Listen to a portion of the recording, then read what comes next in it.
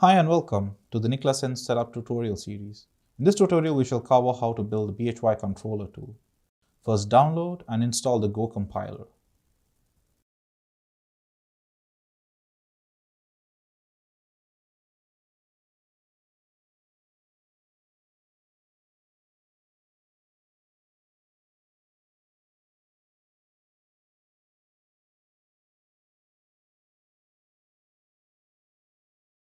Then download the Nicla Sense ME's resources.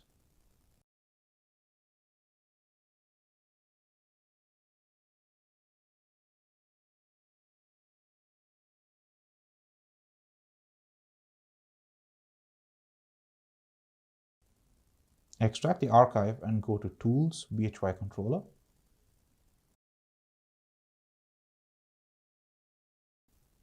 Open a terminal in Source. And build a code, and you should have your very own version of the bhy controller.